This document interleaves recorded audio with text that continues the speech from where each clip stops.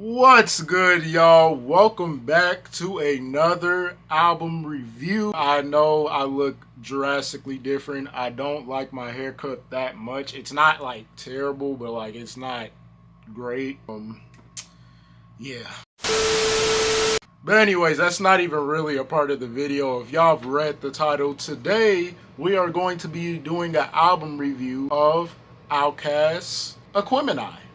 Now, it is very much of a coincidence to do Outkast in general because they got inducted into the Rock and Roll Hall of Fame, which is definitely well deserved.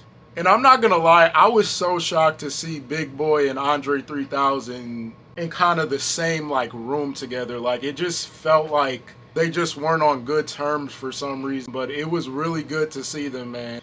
They aging gracefully, I'll say that. But disregarding all that, but we obviously got to get to the album review. But to move past that, because obviously a huge accomplishment in the hip-hop game that they were able to give us all the great music, we are going back to a classic album in Aquemini.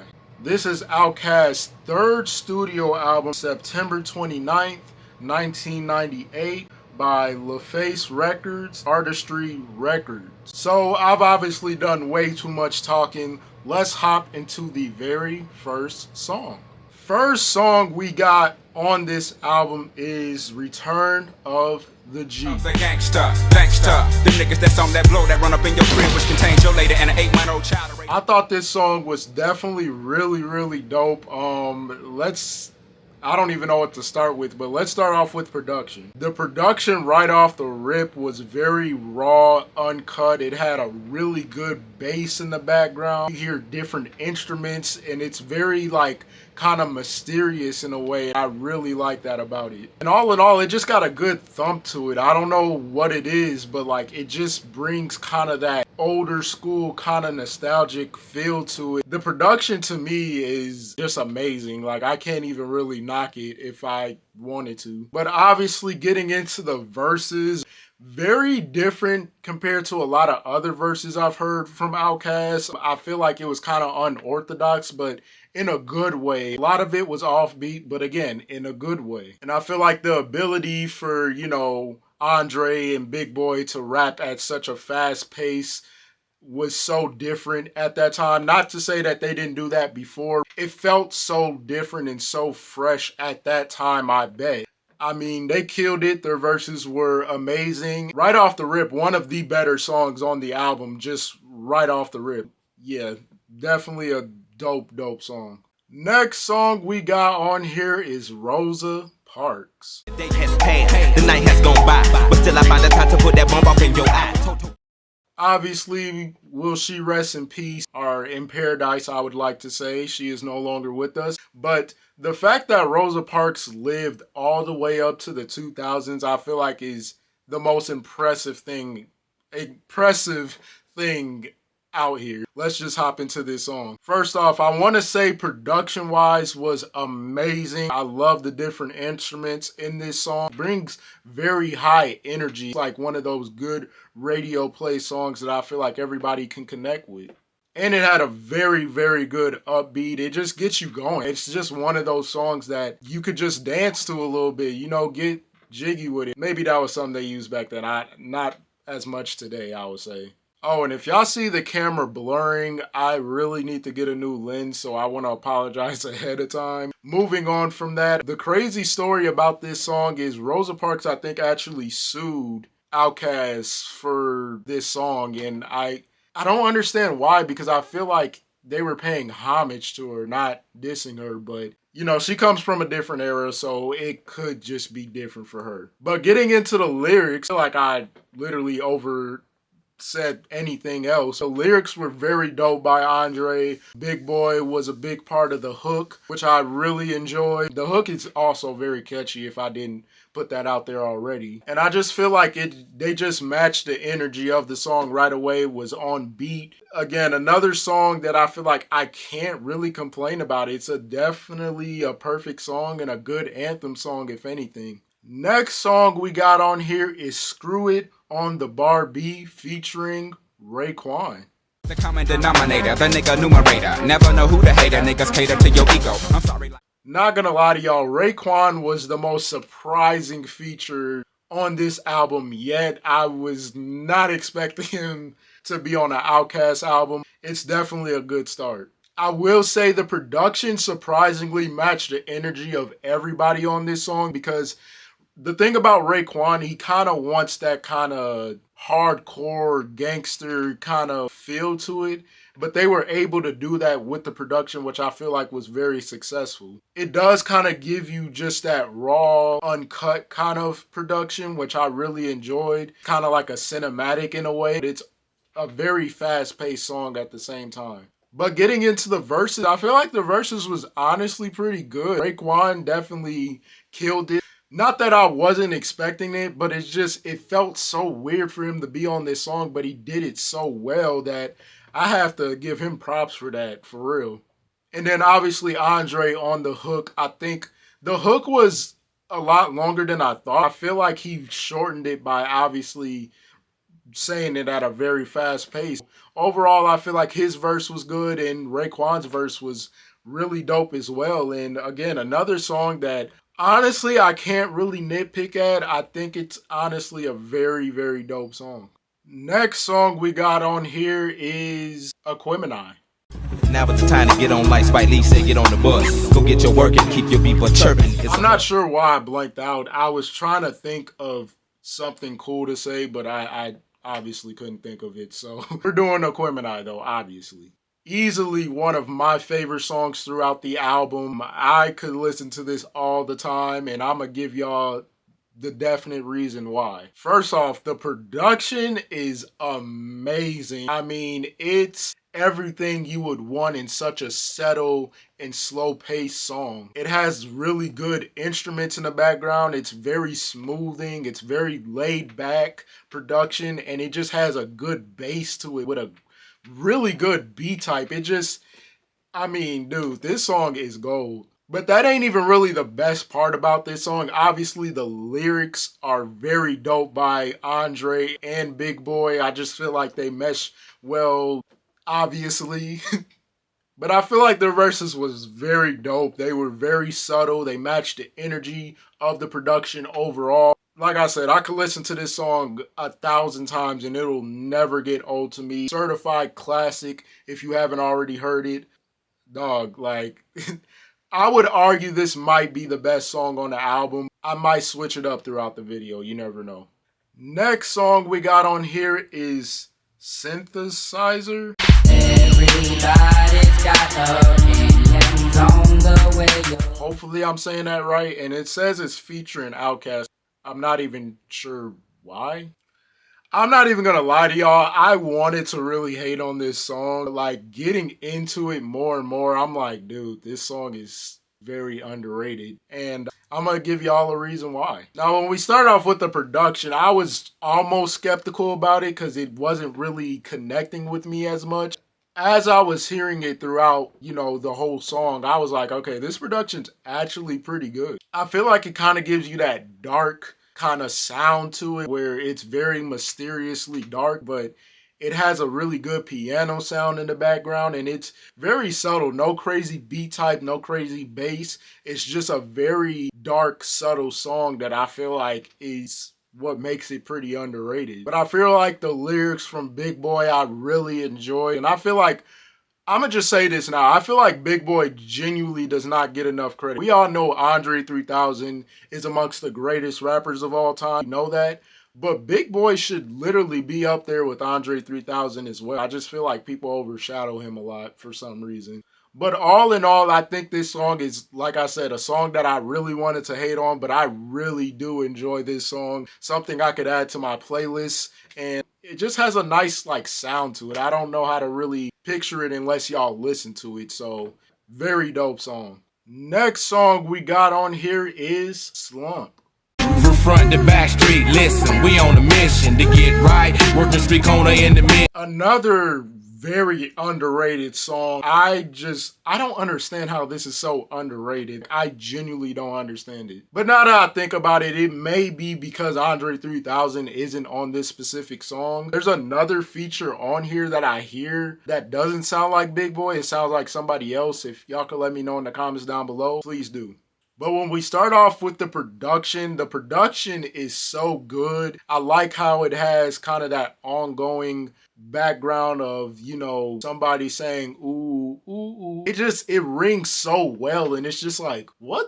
How do they come up with this creatively? Like, it's just insane to me. But getting into Big Boy's verse, his verse was so good. I enjoyed every single bit of it. I also enjoyed the other guy that was featured on this. He blended well with Big Boy. Really just don't know who it is, but this song to me really needs to be up there with a lot of the other songs. I mean, dang near a perfect song. Like I said, nothing to shade this song. I think it's very unique and very underrated. Next song we got on here is West Savannah. February 1st, 1975 it happened. Was born in West Savannah way before I started. Again, if I'm not even gonna lie, I don't know how many underrated songs have to be on this album. Another underrated song that I genuinely don't know why it's underrated. First off, the production is amazing. It gives you that old school feel to it. It has a really nice beat type. It just sounds staticky, but in the best way possible, where it sounds like they're recording this live. It sounds so authentic. I don't know how to explain it. And then obviously another song that's underrated that doesn't feature Andre 3000, of course. It isn't going to get as much credibility because Andre 3000 isn't on it. But I don't care if he's on it or not because this song blends in so well, and I love Big Boy's flow on here. I think Big Boy underratedly has like a top 10 flow in rap history, would maybe argue. And I just feel like this song is just so laid back. If y'all listen to this song, y'all will genuinely know what I'm talking about. No shade on this song either. Big Boy is a one of a kind. I have to give it to him. Next song we got on here is The Art of Storytelling Part 1. Somebody hit me the other day for a rendezvous. Was it the bitch that fucked the goodie and the dungeon crew? To me, obviously one of the better songs on this album, if not low-key one of their better songs in their entire catalog, and I'll explain why. If we're getting into production, it's probably the most remaked production you could hear. Obviously, if you listen to any J. Cole mixtapes, he obviously sampled this production and make it more iconic than it actually is. But I just feel like it brings nostalgic when you hear the production. It's a very weary sound, but it makes so much sense for it to sound so good. I don't even know if that made sense, but it's very good production. I'll just put it like that. But that isn't even really the half of it when I'm talking about this song. It's really the storytelling of this whole song. Now, I will say I am hypercritical a little bit on Big Boy on this one because I feel like his storytelling was good, but I feel like he was so like offbeat that I couldn't really focus on his storytelling. And with the production already being so good and him being offbeat, it just didn't really match how I wanted it to. So I will say his storytelling was okay, but I just wish he was on beat. That's the only thing. But when we get into Andre 3000 storytelling, I mean, dude, he has such a way of telling his stories that you can envision it. And basically to explain it, I feel like he's talking about, obviously, another girl of his childhood that he had hoped and wished he could see as he rose up to fame. But to find out she was doing drugs, I feel like low-key hurt me. I'm not even gonna lie. Because imagine if you're investing into a girl and call her out on your shows and you want to see her now that y'all all grown up and it turns out she's not doing too well with herself. And I feel like his storytelling really set the bar on this whole song. So again, I would say arguably a top 10 storytelling song in hip-hop history. Might even be higher. I'm not even gonna lie, because Andre story is just like, it's really good. It got me thinking.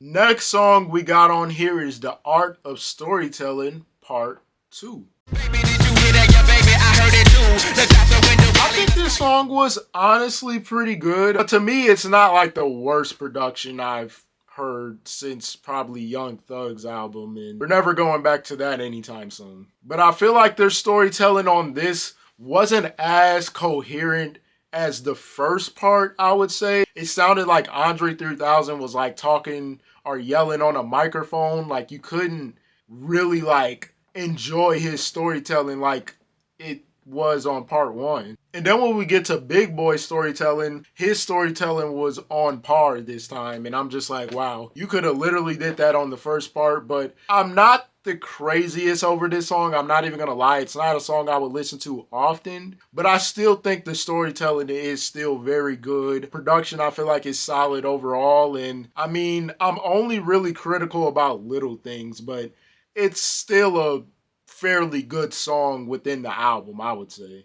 Next song we got on here is Mama Sita. Mahogany teen queens up on the rise. Be careful, watch your back. Blackbirds, don't wear disguise. I sounded so weird saying that. I'll never say that again. But anyways, I feel like this song was honestly pretty good. I think the production was very unique. Definitely gave you kind of that darker kind of tone to it. The beat, I think, was honestly pretty decent. It's a very slow-paced kind of production, so I'm not expecting it to be nothing too crazy. But there are other artists featured on this song. There was a female rapper and then there was another male rapper, but they didn't put them on the feature list, so I'll probably have to look them up, or y'all can help me out in the comments down below. But I feel like everybody's verses was honestly solid. Big Boy's verse was definitely really good. Andre, like I said, he has a way of saying things and just making it spark in such a way that it's just crazy. And I also feel like the other features really had a good verse. I wish I could know who the female was. I'm not too crazy over female rap, but I'm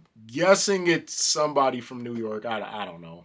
Next song we got on here is... I'm going to try my best to say this. So, Spooty Oodie Dopalicious.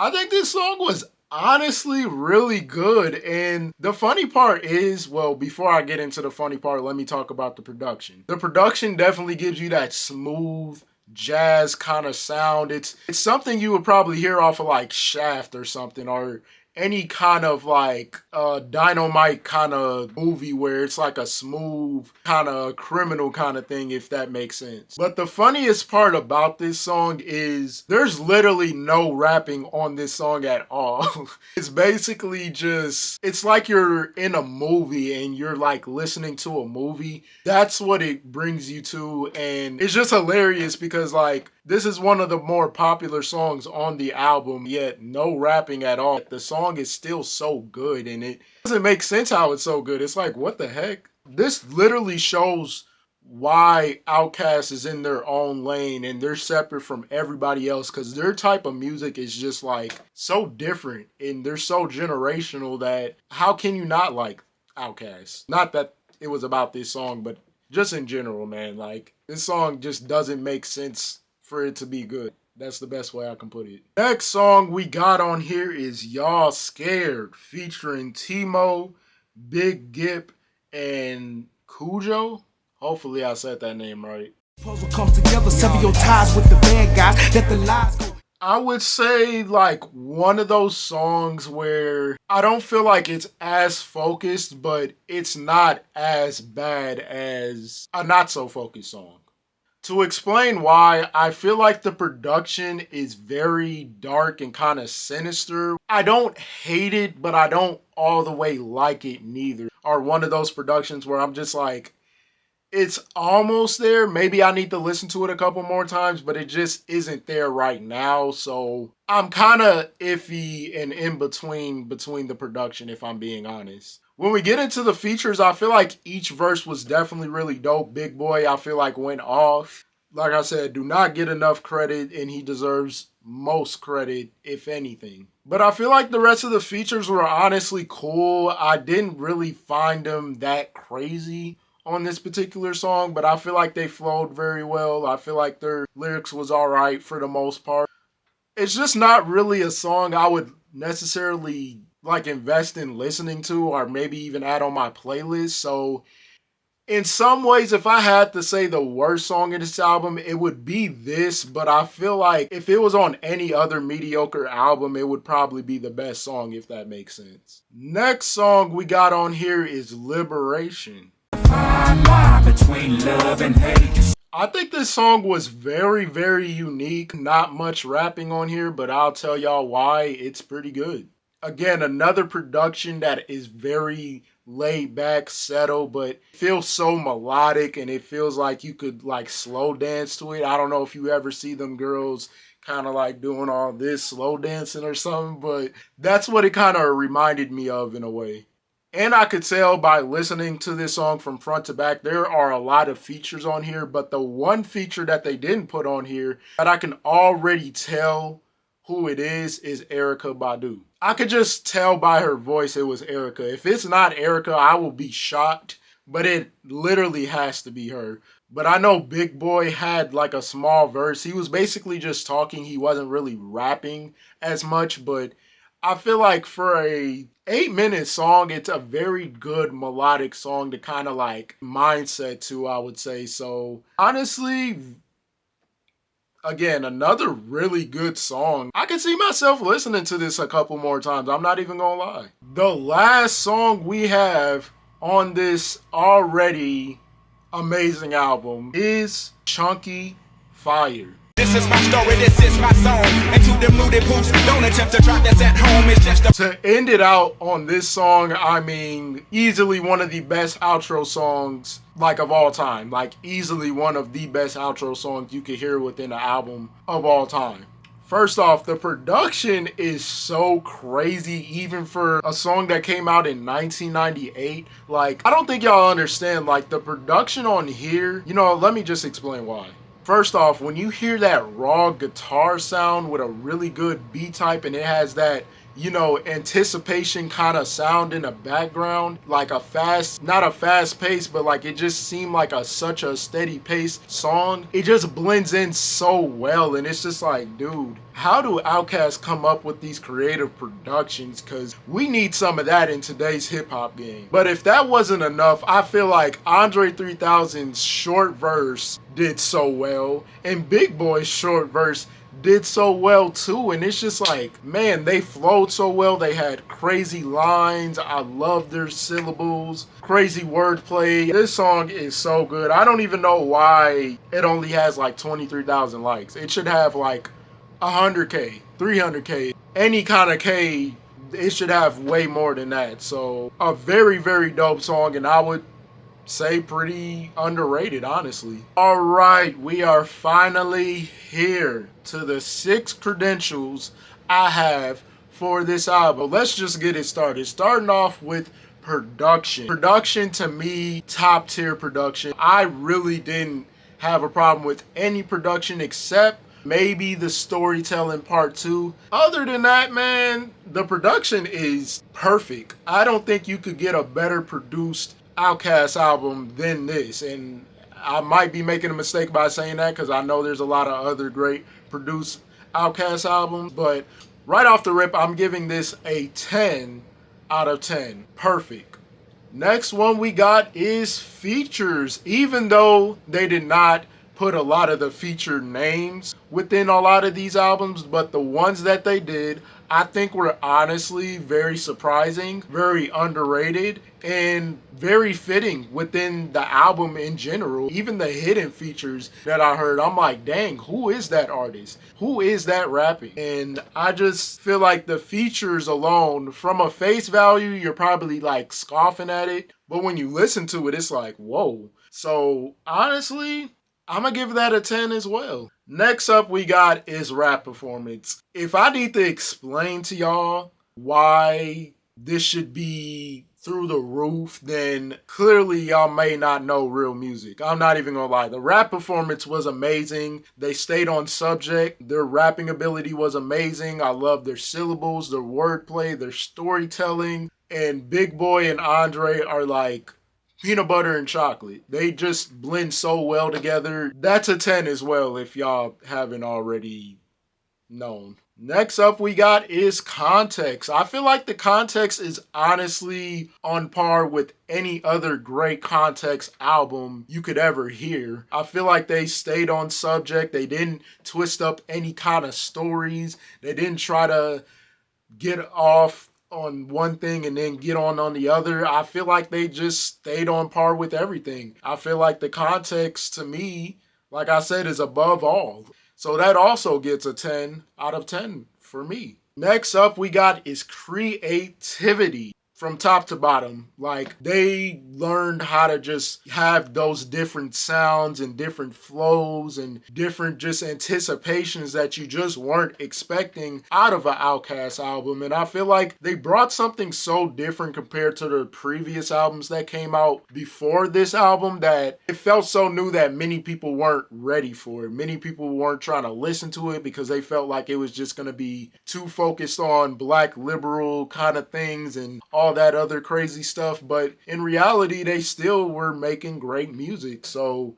on Creativity, I am also giving that a 10 out of 10. And then last but not least, we got album cover. Very iconic. I love the whole setup. I like how Big Boy is kind of just that gangster in the chair, and I don't know what Andre is, but you know, it just looks nice. I love the cover art, just the small details of everything around it. Like I said, if I walked into a vinyl store, I would definitely be interested in this album. It just brings that appeal right away. So the art is amazing, and this is also getting a 10 out of 10. So now we are down to the final verdict of this album, and without even guessing, knowing that I gave each credential a 10 out of 10, this is obviously a 10 out of 10 album. I mean, I don't even need to like explain. If y'all have not listened to this album, listen to it.